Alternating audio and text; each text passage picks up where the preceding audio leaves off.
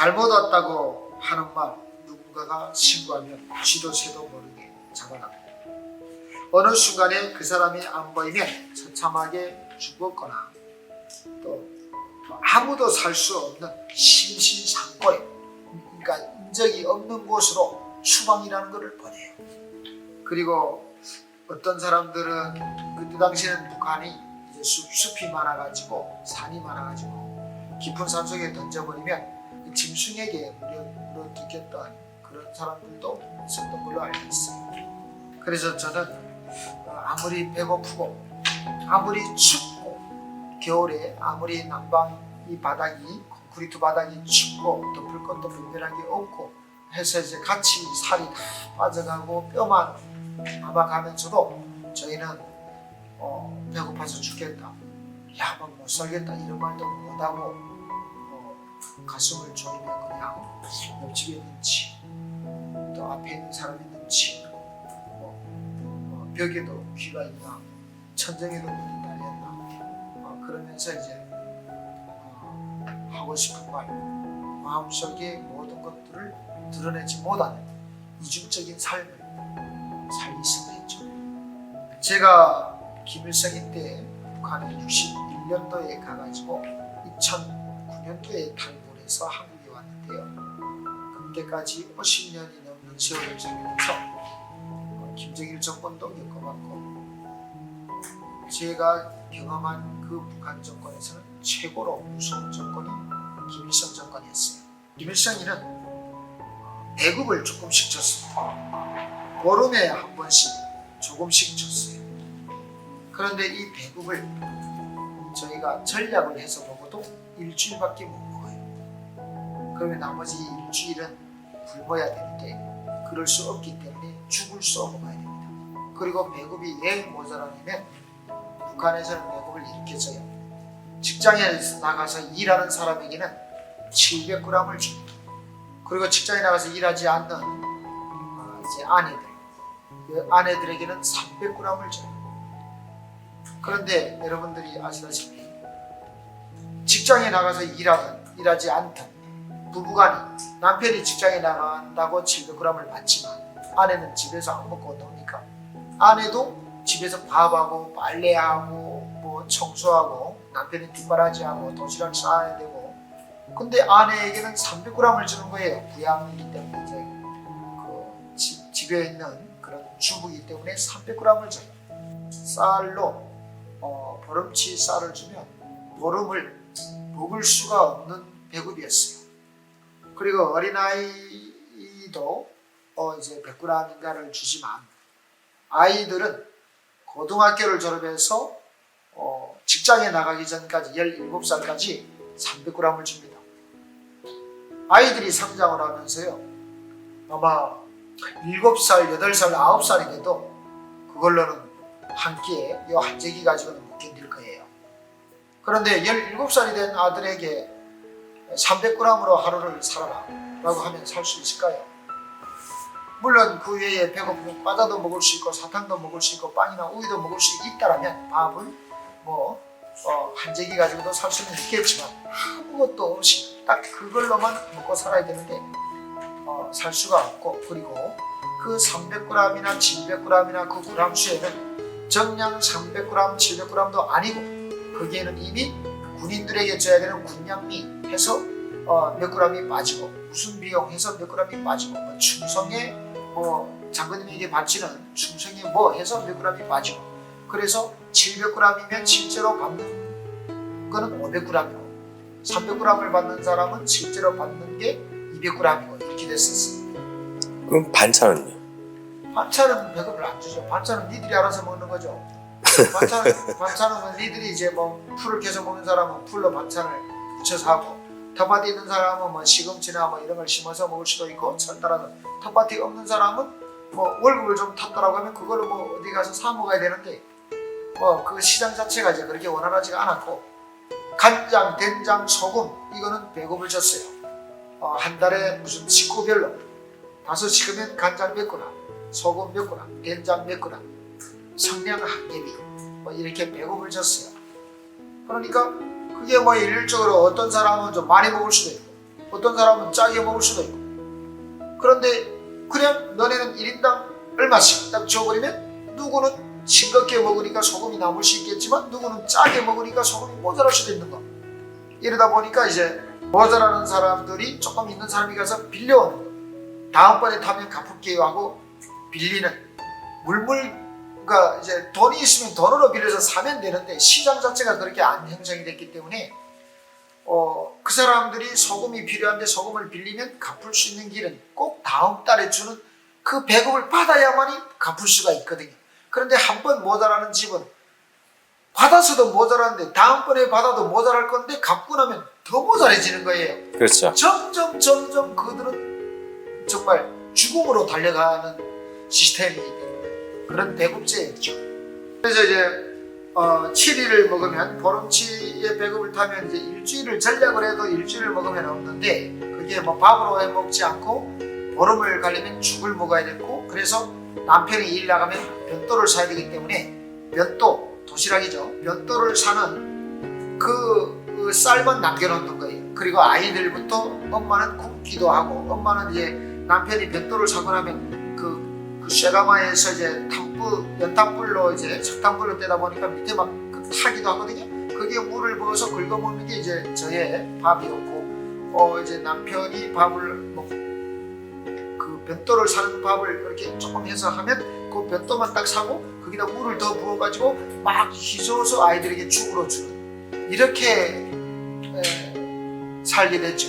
그러니까 김일성이 때 배급을 줘서 행복했다라는 사람들은 정말로 그거는 너무나도 모순적인 거짓말쟁이들이라고 저는 봐요. 그 배급으로 행복할 수가 없어요. 어찌 보면 김정일이 때는 배급도 못 줬지만 나중에 가서 김정일이가 통제 불능 상태에 오니까 니들끼리 알아서 해먹어라. 그 이제 아예 국가가 통제를 포기했어요. 차라리 그게 어찌 보면 나았을 거예요. 니들끼리 나가서 장사할 수 있는 사람 장사하고 어찌 보면 김정일이와 김일성이 중에 어느 놈이 더 나쁜 놈이냐라고 묻는다면 뭐 똑같이 나쁜 놈이지만 김일성이가 훨씬 더 나쁜 놈이다 라고 말할 수가 있어요. 왜냐면 북한의 말 한마디 잘못하면 잡아가는 시스템도 김일성이가 만들었고 배급이라는 말도 안 되는 거를 조금씩 주고는 엄청난 통제를 했어요. 말 한마디도 못하게 했고 직장에 출근을 하지 않으면 잡아갔어요. 그게 이제 김일성이가 만든 통치 수단이었습니다. 좀 더 구체적으로 얘기를 드린다면 이렇게 배급을 조금씩 주고 절약을 해서 먹어서 보름치를 일주일에 먹어야 됐고 학생들까지도 다 뭐 300g 정말 아들들이 커가면서 저희는 아들이 많았는데 아들들이 커가면서 10살, 12살, 13살, 14살, 15살이 되면 정말 먹어라 애들이 그냥 밥 한 공기 그냥 뭐 한 번에 홀거덕 먹고도 돌아앉으면 또 배고프다는 눈이 끄북끄북해서 또 먹을 게 없는가 보는 아이들한테 똑같이 200g, 300g으로 이제 배급이 할당이 됐기 때문에 정말 아이를 가진 엄마는 굶기 일쑤였죠. 그때 당시는 시장도 그냥 뭐 길 옆에서 조금씩 몰래 촌에서 농사 지은 사람들이 채소나 뭐 옥수수 처리면 옥수수 농사 지은 거를 몰래 따가지고 이렇게 삶아가지고 와가지고 나와서 팔다가 만약에 경찰이나 이제 누구한테 들키면 모조리 빼앗기고 그리고 이제 그 팔던 그릇들은 발길질에 채워가지고 다 부셔지고 잡혀가고 벌금 내고 그게 또 이제 자기가 사는 지역에 통보가 되고 통보가 되면 온 동네에서 또 그 들고 일어나서 그 사람 하나를 놓고 막 비판을 하고 뭐 이런 그 시대였거든요. 그리고 이제 농촌의 사람들은 그거라도 몰래 팔아야 뭐 농촌에서 농사 짓는 사람들은 월급이라는 게 없어요. 그 사람들은 배급이라는 게 없어요. 그 사람들은 그 사회주의 협동조합이라는 농장에서 농사를 지어서 가을이 되면 1년치의 분배를 받아요. 한 번에. 직장에 다니는 사람은 매달마다 배급을 받지만 농사를 짓는 사람들은 1년치를 분배를 받아요. 연애가 식구 몇 명이니까 얼마 계산을 해서 아예 1년치를 줍니다. 그러면 1년치 쌀을 가을에 가서 받을 때는 와 이렇게 쌓여있는 것 같지만 그거를 1년을 나눠서 먹으려면요 못 먹는 거예요. 그런데 사람이라는 게 배고프니까 1년 내내 배고팠으니까 가을이 돼서 뭐 1년치 쌀이 쌓이면요 뭐 가을에 굶고 뭐 여름에 굶는 거는 나중에 일이잖아요. 당장 배고파 죽겠으니까 그 쌀로 설날이면 떡도 해먹고 뭐 입쌀밥도 이만큼 해먹고 그 쌀을 팔아서 뭐 운동화도 사 신고, 농촌 사람은 월급이 없으니까 그 쌀을 팔아서 뭐 뭣도 하고 이러다 보면 봄이 되면 쌀이 떨어지는 거예요. 봄이 되면 쌀이 떨어져 가지고 이제 그때부터는 그 사람들이 쌀을 빌리러 도시로 나가는 거예요. 다시 말하면 도시에서 좀 잘 살던 사람들이 배급이 이제 잡곡으로 주기 때문에 그 사람들은, 잘 살던 사람들은 흰쌀, 그러니까 잎쌀로 이제 먹고 배급한 그 잡곡은 이렇게 모아놔. 그러면 이제 농촌에 있는 사람들이 봄에 대해서 이제 씨를 뿌릴 때 되면 벌써 쌀이 떨어져 가지고 죽을 먹으면서 씨를 뿌리러 나오는데, 이 사람들이 시내에 가서 그 잡곡을 꿔요. 꾼다라는 말을 이렇게 빌려요. 잡곡쌀을 빌려가지고 가을에 가서 흰 쌀로 1대1로 주기로 하고 빌립니다. 그러니까 밀을 한 마리를 빌렸다. 한 마리 이제 2kg짜리 나무 떼박에 여기 하나를 한 떼박이라고 했고, 한 떼박이라고 했고, 그게 10개면 한 마리라고 했어요. 제가 북한에서. 만약에 밀을 또는 옥수수를 한 마리를 빌렸다. 20kg를 빌렸다. 그러면 가을에 가서 잎쌀을 20kg를 1대1로 주는 거예요.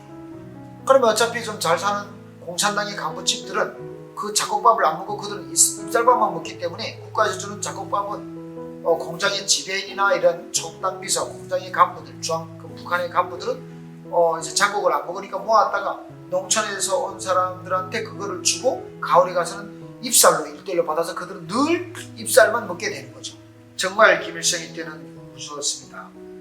저는 심지어 먹을 것이 떨어지면요, 그 농촌에 가서 가을철에 그 김장배추를 다 수확을 이렇게 하면요, 김장배추 뿌리가 땅에 박혀 있어요.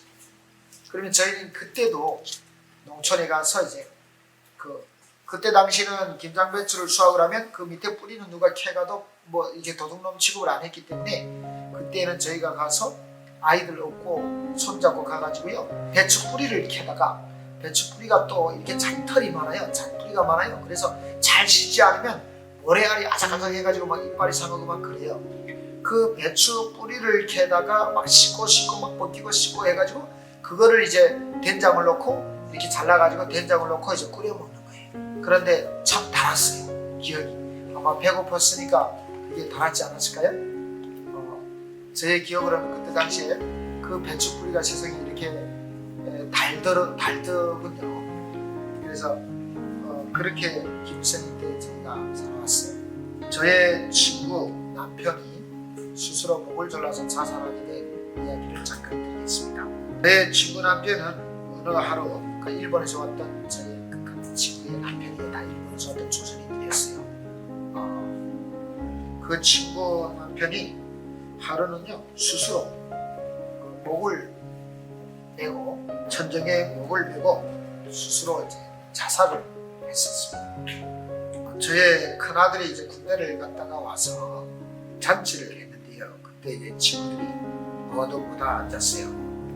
그래서 저희가 사는 동네에 일본에서 온 친구들, 우리 친구들은 이제 북한에서 살던 사람들하고는 친구가 안 됐었어요.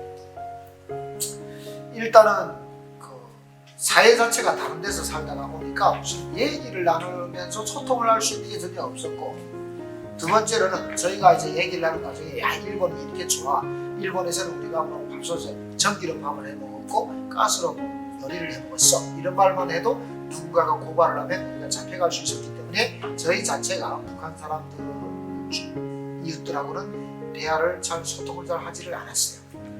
그래서 이제 그 큰 시내마다 이렇게 군데군데 배치를 받은 일본에서 온 우리 조선인들끼리, 한국 사람들끼리 따로 이제 명절이나 또 간혹 가다가 이제 이렇게 자식들을 결혼을 시킨다든가 그럴 때면 모여 앉아서 이제 초대를 해서 우리끼리만 조용히 이야기를 하곤 했었어요. 그런데 거기서 이제 저희 친구의 남편이 목을 스스로 메고 자살했다는 충격적인 소식을 저희 아들 결혼식 때 이제 같이 앉아서 얘기를 나누고 하다가 이제 들었고, 그 남편은 왜 자살을 했느냐, 정말 잘생기고 그때 사는 사람인데 딸도 정말 이뻐요. 딸이 나중에 북한의 국가 대표로 이제 수중 발레까지 평양에 올라갔다가 이제 그 일본에서 오다 보니까 이제 더 크지 못하고 이제 지방으로 다시 내려왔죠. 딸은 정말 이쁘게도 잘생겼어요. 그런데 그 남편이 왜 자살을 했냐면 도대체 살 수가 없다라는 거예요. 말을 못하니까요. 누구하고 직장에 가면 다 북한에서 태어난 사람들인데 그 사람들하고 담배 한 대 피울 때 일본에서는 이렇게 다 포장된 담배를 피웠는데 거기서는 종이에다가 이렇게 담배 잎을 이렇게 해서 말아서 이제 피우거든요. 근데 그런 담배를 피울 수가 없는 거예요. 그러면 뭐 야 담배를 왜 있다고 야 이런 말만 해도 잡아갔으니까. 그러니까 이제 말을 못 하잖아요. 그래서 많은 일본에서 살다가 북에 갔던 사람들이 정신병으로 죽은 사람들이 많아요. 정말 슬픈 일이지만 제 위로 언니, 제 밑으로 동생도 미쳐서 죽었습니다. 저희 집, 제가 이제 집에서 같이 데리고 있었는데요. 그들은 시집도 못 가보고 미쳐서 밖에 나가서 말도 못하고 하다 보니까 벽을 긁다가 손톱이 다 깨지고 손이 다 터지고 제 언니와 동생이 그렇게 미쳐서 죽었어요.